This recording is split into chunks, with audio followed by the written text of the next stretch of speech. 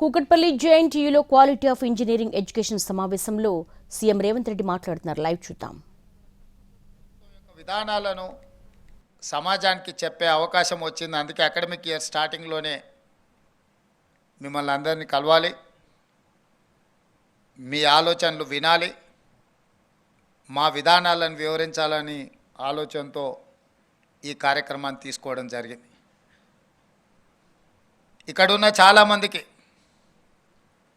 మేమేం అంశాలు ప్రస్తావించకపోయినా fee reimbursement విషయంలో ఈ ప్రభుత్వం విధానం ఏందని మీ మనసులో ఎక్కడో ఉన్నట్టుగా మీ మొహాలు చూస్తుంటే నాకు బాగా అనిపిస్తుంది. కారు ఎంత గొప్పదైనా అందులో ఇంధనం లేకుంటే అది షెడ్లోనే ఉంటుందని ఇంజనీర్లుగా మీకు అందరికి బాగా తెలుసు. అట్లనే ఈరోజు ప్రైవేట్లో నిర్వహిస్తున్న ఇంజనీరింగ్ కళాశాల యజమానులు, టీచింగ్ స్టాఫ్ కానీ నాన్ టీచింగ్ స్టాఫ్ కానీ ఏఐసిటి నామ్స్ ప్రకారం ఉండాలి అని అంటే మీరు సరైన సమయంలో ఫీజు రియంబర్స్మెంట్ చేయాలి కదా అని మీరు ఆలోచన చేస్తున్నారని నేను అనుకుంటున్నా. కాకపోతే మన స్టేట్ వెల్ఫేర్ అండ్ డెవలప్మెంట్ స్టేట్గా ఉండే, కానీ కొన్ని పరిణామాలు కొన్ని పరిస్థితులు కంప్లీట్ వెల్ఫేర్ సైడే మనం ఇంక్లైన్ అవ్వడంతో డెవలప్మెంట్ అనేది సెకండ్ ప్యాడ్లింగ్ అయిపోయి వెల్ఫేర్ అనేది ప్రధానం అవ్వడం వల్ల కొన్ని పరిస్థితులు కొంత ఆర్థిక భారం పెరిగిపోయింది. ఆనాడు గొప్పగా డాక్టర్ వైఎస్ రాజశేఖర రెడ్డి గారు కాంగ్రెస్ ప్రభుత్వం ఈ దేశంలోనే ప్రతి పేదవాడికి కార్పొరేట్ విద్యను అందించాలి, కార్పొరేట్ స్థాయిలో వైద్యాన్ని అందించాలన్న ఆలోచనతోని రాజీవ్ ఆరోగ్యశ్రీ ద్వారా ప్రతి పేదవాడికి వైద్యం పట్ల ఒక అవకాశాన్ని ఇస్తూనే ప్రతి పేదవాడి బిడ్డ గొప్ప కళాశాలల్లో చదువుకోవాలి, ఆ చదువుకు అవసరమైన ఖర్చుగా భావించకుండా పెట్టుబడిగా భావించి మళ్ళీ ఉత్పత్తి సామర్థ్యాన్ని పెంచగలిగిన పెట్టుబడిగా చూస్తూ ఆనాడు Congress party doctor YS Rajasekhara Reddy గారు నిర్ణయం తీసుకొని మొట్టమొదటి దేశంలో ఫీ రియంబర్స్మెంట్ పథకాన్ని ప్రవేశపెట్టిందే కాంగ్రెస్ పార్టీ. రకరకాల పరిస్థితుల వల్ల ప్రాధాన్యతలు మాడి వేల కోట్ల రూపాయలకు మీకు ప్రభుత్వం బకాయి పడ్డది. ఇప్పుడు అవి మొండి బకాయిలుగా మారి వన్ టైం సెటిల్మెంట్కి వచ్చే పరిస్థితి వచ్చింది. మీరు అందరు కలిసి ఓటీఎస్ కింద ఏమన్నా ప్రతిపాదన ఇస్తే మా శ్రీధర్ బాబు గారు ఆర్థిక మంత్రి, వారికి అత్యంత సన్నిహితుడు, ఏదైనా మాట్లాడి మరి మీ సమస్యకి ఏమైనా పరిష్కారం చూపిస్తాడని నేను వారికి భావిస్తున్నా. మీ అందరి తరఫున ఆ బాధ్యతను శ్రీధర్ బాబు గారికి నేను అప్పచెప్తున్నా. అదేవిధంగా మీ మొండి బకాయిలు ఒక భాగం అయితే ఈ అకాడమిక్ ఇయర్ నుంచి ఏదైతే మీరు విద్యార్థులను చేర్చుకుంటున్నారో ఆన్ టైం పేమెంట్ చేయించాలనే పట్టుదలతోని మా ఆర్థిక శాఖకు నేను ఆదేశాలు ఇస్తా. ఈ అకాడమిక్ ఇయర్ నుంచి విద్యార్థులకు ఏదైతే ఫీ రియంబర్స్మెంట్ ఉందో ఒక్క రూపాయి కూడా బకాయి లేకుండా ఆన్ టైం మీకు ఎట్లా మీకు సహాయం చేయాలనో, ఎట్లా మిమ్మల్ని ఆదుకోవాలనో, ఎట్లా మిమ్మల్ని నిలబెట్టాలనో మా ప్రభుత్వం తప్పకుండా ప్రయత్నం చేస్తానని చెప్పి ఈ సందర్భంగా మీకు నేను తెలియజేయదలుచుకున్నా. అదేవిధంగా ఇంజనీర్ ఈ పదం చాలా గొప్పది. మ్యాన్మేడ్ వండర్స్ని క్రియేట్ చేసింది ప్రపంచంలో ఇంజనీర్సే. That may be Charminar, that may be Statue of Liberty, that may be Eiffel Tower, లేకపోతే న్యూయార్క్ సిటీ కావచ్చు, ఇక్కడ మనం నిర్మించుకున్న హైటెక్ సిటీ కావచ్చు. ఈ ప్రపంచంలో ఒక దేశం యొక్క సింబాలిక్గా మనం రెఫరెన్స్ తీసుకునేది ఏదైనా that has been created by one engineer. ఎక్కడైనా మనం ఎక్కడికైనా వెళ్ళండి, ఆ దేశంలో ఒక గొప్పది ఉందంటే ఆ గొప్పగా ఏది మనం రెఫర్ చేస్తున్నాం, ఎక్కడైనా ఇంజనీర్స్ క్రియేట్ చేసిన మ్యాన్మేడ్ వండర్స్నే మనము ఆ దేశం యొక్క గొప్ప బుర్జ్ ఖలీఫా అయిన దుబాయ్ అనగానే బుర్జ్ ఖలీఫా అంటాం. బుర్జ్ ఖలీఫాకు కూడా డిజైన్ చేసింది ఒక ఇంజనీరే. హైదరాబాద్ అనగానే గండిపేట కావచ్చు, లేకపోతే ఇక్కడ ఉన్న మూసీ రివర్ బేసిన్ మీద నిర్మించిన గొప్ప నిర్మాణాలు కావచ్చు, మోక్షగుండం విశ్వేశ్వరయ్యను మనం రెఫరెన్స్ కింద తీసుకుంటాం. అంటే ఏ దేశం యొక్క ప్రగతినైనా ఆ దేశం సాధించిన ప్రగతికి కొలబద్దగా నిలబడుతున్న మ్యాన్మేడ్ వండర్ ఏదైనా that is established by someone who is engineer. ఇంత అద్భుతమైన నైపుణ్యం కలిగిన ప్రపంచాన్నే ఒక త్రిశంకు స్వర్గాన్ని సృష్టించగలిగిన ఇంజనీరింగ్ కాలేజీలు ఈరోజు తెలంగాణ రాష్ట్రంలో ఏ విధంగా ఉన్నాయో మనం చర్చించుకోవాల్సిన అవసరం ఉంది. ఆలోచన చేసి సరిదిద్దుకొని సవరించుకోవాల్సిన బాధ్యత మన మీద ఉన్నదని చెప్పి నేను బలంగా నమ్ముతున్నా. ఈరోజు ఇంజనీరింగ్ కాలేజీలు అంటే నిరుద్యోగులను ఉత్పత్తి చేసే కర్మాగారంగా మారకూడదు. ఈరోజు 1,00,000 మంది మీ దగ్గరికి వెళ్ళి సర్టిఫికేట్ తీసుకొని ఎవ్రీ ఇయర్ బయటకు వస్తే 1,00,000 మంది నిరుద్యోగులను ఉత్పత్తి చేసే కర్మాగారంగా మన ఇంజనీరింగ్ కాలేజీలు మారుతున్నాయంటే అక్కడ ఉన్న లోపాన్ని గుర్తించాల్సిన బాధ్యత మాతో పాటు మీ మీద సామాజిక బాధ్యత ఉన్నది అని నేను బలంగా నమ్ముతున్నా, విశ్వసిస్తున్నా. మీ ఇంజనీరింగ్ కాలేజీలు నిరుద్యోగ యువకులను ఉత్పత్తి చేసే కర్మాగారం కాకూడదు.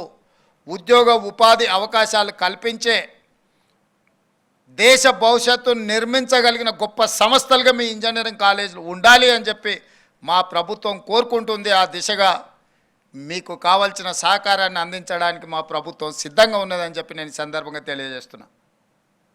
అదేవిధంగా ఈరోజు కొన్ని కోర్సులు నిన్నమన్నా మా ప్రిన్సిపల్ సెక్రటరీ గారు తీసుకొచ్చి పెట్టారు కాలేజీలు. స్లైడింగ్ కానీ, అడ్మిషన్స్లో ఉన్న కొన్ని సీట్లను కానీ, ఆఫ్ క్యాంపస్ కానీ, లేకపోతే రకరకాల ప్రతిపాదనలు నా ముందు తీసుకొచ్చి పెట్టినప్పుడు తాత్కాలిక ఉద్యోగ ఉపాధి అవకాశాలకు అవసరమైన కోర్సుల మీదనే మీరు ఎక్కువ ఫోకస్డ్గా ఉన్నట్టుగా అనిపించింది తప్ప ఈ దేశ భవిష్యత్తు నిర్మాణానికి అవసరమైన ఫ్యాకల్టీస్ని కానీ, అవసరమైన సబ్జెక్ట్స్ని కానీ మీరు స్లోగా అవి కనిపించకుండా కనుమరుగవుతున్నాయి. Example civil engineering. ఈ దేశము అభివృద్ధి చెందుతున్న దేశం. అభివృద్ధి చెందే దేశానికి అత్యధికంగా అవసరమైంది సివిల్ ఇంజనీర్లు. కానీ ఆ సివిల్ ఇంజనీరింగ్ కోర్సులు చాలా కాలేజీలు వాళ్ళకి శాంక్షన్ అయిన అడ్మిషన్స్ని స్లోగా కంప్యూటర్ సైన్స్కి, అదర్ యాక్టివిటీస్కి షిఫ్ట్ చేసి వీటిని తగ్గించుకుంటూ పోతున్నారు. కొన్ని కాలేజీలు అయితే కంప్లీట్గా సివిల్ ఇంజనీరింగ్ను క్లోజ్ చేసే ప్రయత్నం చేస్తున్నారు. ఆ ప్రతిపాదనలు నా ముందుకు వచ్చినాయి. నా సూచన ఏంటంటే సివిల్, మెకానికల్ అండ్ ఎలక్ట్రికల్ ఇంజనీర్స్ని మ్యాండేట్గా మీ కాలేజీలలో నడపండి. లేకపోతే రేపు దేశము అత్యంత ప్రమాదాన్ని ఎదుర్కోబోతుంది. కేవలం ఉద్యోగాలను సృష్టించే సంస్థలుగా కాకుండా ప్రపంచానికి అవసరమైన మేధావితనాన్ని అందించే గొప్ప సంస్థలుగా మన ఇంజనీరింగ్ కాలేజీలు ఉండాలి. మీకు ఒక ఉదాహరణ నేను చెప్పదలుచుకున్నాను. ఈరోజు ఈ దేశంలోనే, ప్రపంచంలోనే కోవిడ్ వచ్చినప్పుడు వ్యాక్సిన్ ఉత్పత్తి చేసే ఫార్మా కంపెనీలు ఇండియాలో 4 ఉంటే 4లో 3 తెలంగాణ, హైదరాబాద్లోనే, ఓన్లీ 1 పూణేలో ఉన్నది.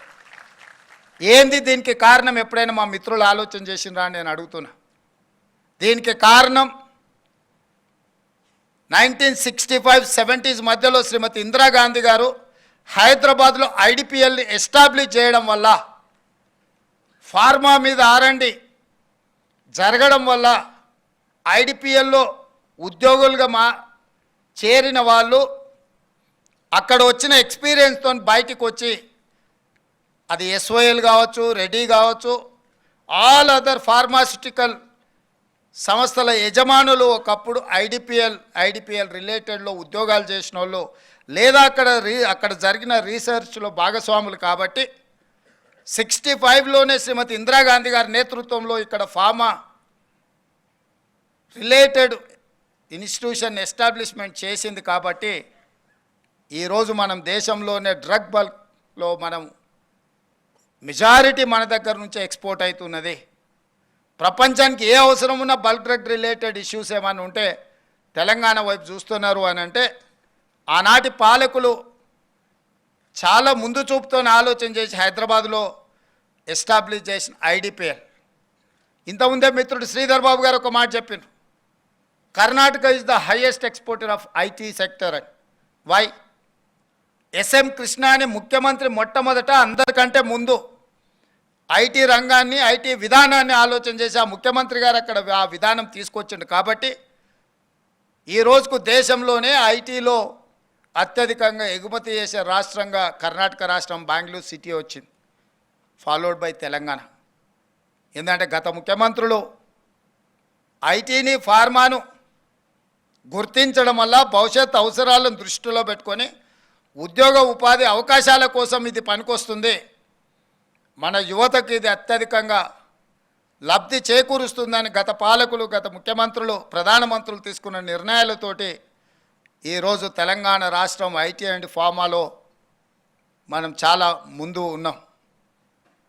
ఒక స్టడీ ప్రకారం ప్రపంచంలో ప్రతి 10 మంది ఐటీ నిపుణులల్లా 4 భారతీయులు అయితే ప్రతి 4లో ఒకడు తెలుగువాడు. అంటే ప్రపంచంలో 10 మంది ఐటీ నిపుణులు ఎత్తుకుంటే ప్రతి 10 మందిలో ఒకడు తెలుగువాడు అని అంటే ఇక్కడి నుంచి మన కాలేజీలో మీరందరూ మీ విద్యార్థులను తయారు చేసి ప్రపంచానికి ఇచ్చిండ్రు కాబట్టి సత్యనాదన్లలో ఈరోజు ప్రపంచంలో పెద్ద కంపెనీలకు, మల్టీనేషనల్ కంపెనీల సీఈఓలుగా మారినారు. రాబోయే 20 సంవత్సరాలలో any multinational company, you take it any company, ఆ కంపెనీల సీఈఓలు మన దేశం వాళ్ళు. సుందర్ పిచ్చయ్య కావచ్చు, ఎవరైనా కావచ్చు, మీరు చూడండి, మన దేశంలోనో మన ప్రాంతంలోనో మన దగ్గర చదువుకున్న వాళ్ళే.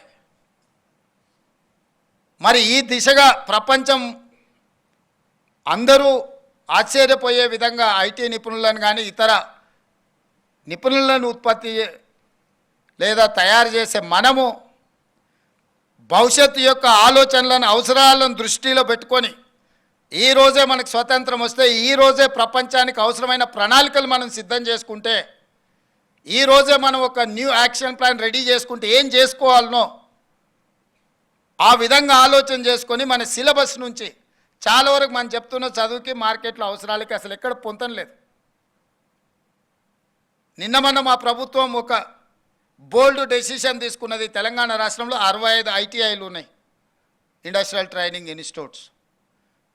20 సంవత్సరాలు 30 సంవత్సరాల క్రితం ఎప్పుడో వాళ్ళకి ఏదో సిలబస్ తయారు చేస్తే ఇప్పటికి అదే చదువుకుంటున్నారు. చదువుకొని బయటకు వస్తే అసలు ఈ ప్రపంచంలో అట్లాంటి అవసరమే లేని పరిస్థితి ఉంది.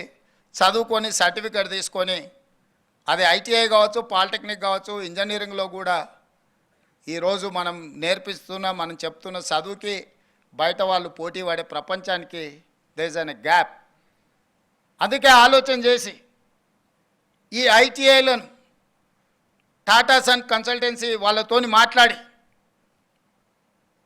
టాటా సంస్థలతోని వాళ్ళ సిఎస్ఆర్ ఫండ్స్ని వాళ్ళతో మాట్లాడి ఐటీఐలను అన్నిటిని కూడా 65ను ఏటీసీ అడ్వాన్స్డ్ టెక్నాలజీ సెంటర్స్ కింద మార్చి ఈరోజు 2400 కోట్ల రూపాయలతోటి 86% from Tata, only 14% from Telangana government matching grant ఇచ్చి ఈరోజు 65 ఐటీఐలను అడ్వాన్స్డ్ టెక్నాలజీ సెంటర్లుగా మన పైలట్ ప్రాజెక్ట్ కింద మల్లెపల్లిలో పెడితేనే అక్కడికి వెళ్తే ఐ వాజ్ వండర్.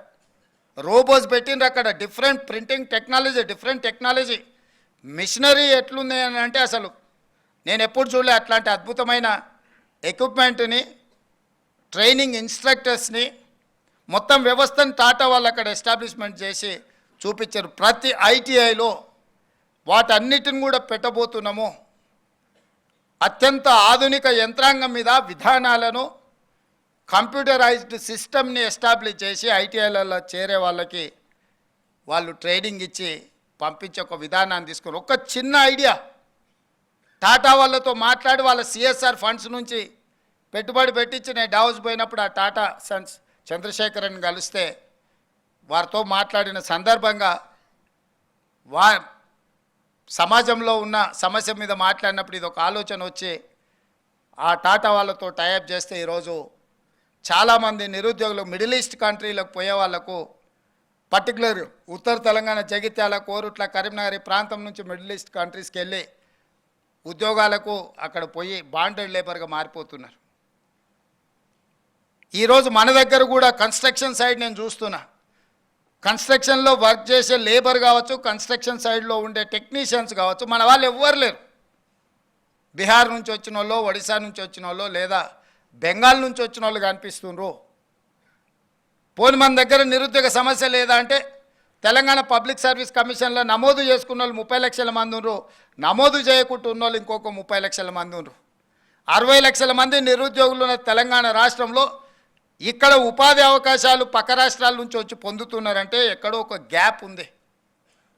ఆ గ్యాప్ ఏందనేది ఈరోజు ఇక్కడ కూర్చున్న మీరందరూ మనమందరం ఆలోచన చేయాలి. ఆ గ్యాప్ని మనం ఫిలప్ చేయకపోతే భవిష్యత్ తరాలకు అన్యాయం జరుగుతుంది. తెలంగాణ రాష్ట్రం